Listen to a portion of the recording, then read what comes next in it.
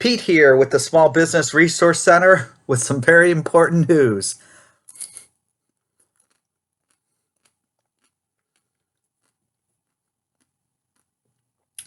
President Donald Trump, he is vetoing the coronavirus relief bill.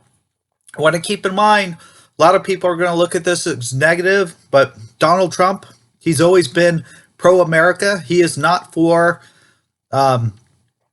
giving aid to foreign countries. And if you saw my other videos, you'll realize something that I said. I said, hey, they've got this bill out. I'm trying to do research. I can't even find it anywhere. I'm not saying you can't find it now. I'm just saying at the time when they said they were releasing it, I could not find the information to do research on it. And I saw different stuff in different websites.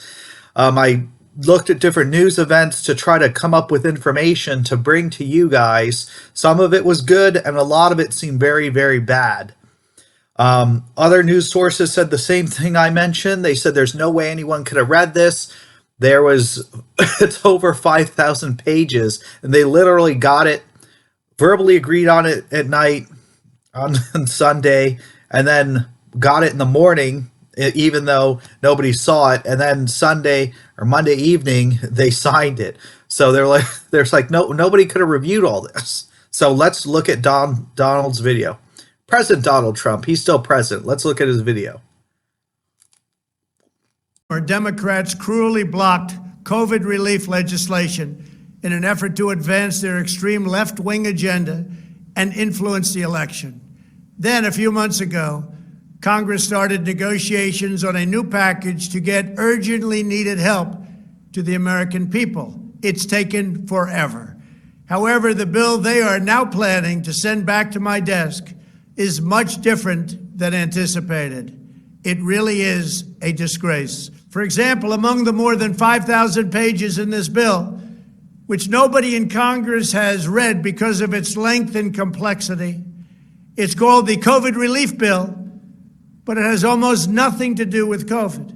This bill contains $85.5 million for assistance to Cambodia, $134 million to Burma, $1.3 billion for Egypt and the Egyptian military, which will go out and buy almost exclusively Russian military equipment, $25 million for democracy and gender programs in Pakistan, $505 million to Belize, Costa Rica, El Salvador, Guatemala, Honduras, Nicaragua, and Panama, $40 million for the Kennedy Center in Washington, D.C., which is not even open for business, $1 billion for the Smithsonian, and an additional $154 million for the National Gallery of Art.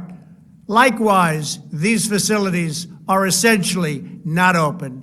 $7 million for reef fish management, $25 million to combat Asian carp, $2.5 million to count the number of amberjack fish in the Gulf of Mexico, a provision to promote the breeding of fish in federal hatcheries, $3 million in poultry production technology, $2 million to research the impact of down trees, $566 million for construction projects at the FBI. The bill also allows stimulus checks for the family members of illegal aliens, allowing them to get up to $1,800 each. This is far more than the Americans are given. Despite all of this wasteful spending and much more, the $900 billion package provides hardworking taxpayers with only $600 each in relief payments. And not enough money is given to small businesses, and in particular restaurants, whose owners have suffered so grievously. They were only given a deduction for others to use in business their restaurant for 2 years. This 2-year period must be withdrawn, which will allow the owners to obtain financing and get their restaurants back in condition. Congress can terminate it at a much later date, but 2 years is not acceptable. It's not enough. Congress found plenty of money for foreign countries, lobbyists, and special interests while sending the bare minimum to the American people who need it. It wasn't their fault. It was China's fault, not their fault.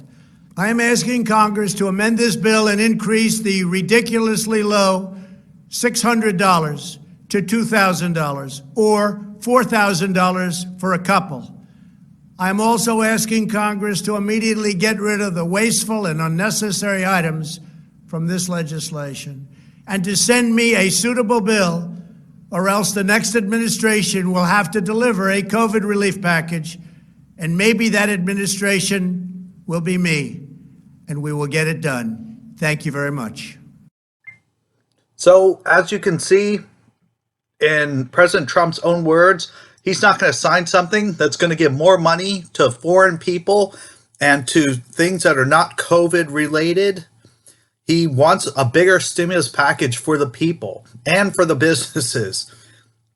I mean, what more could you ask for? So, let's see what happens. It's going to be an interesting next couple days. It's Pete with the Small Business Resource Center. Smash the like button. Definitely share this with a friend. Subscribe if you're new, and have a good evening.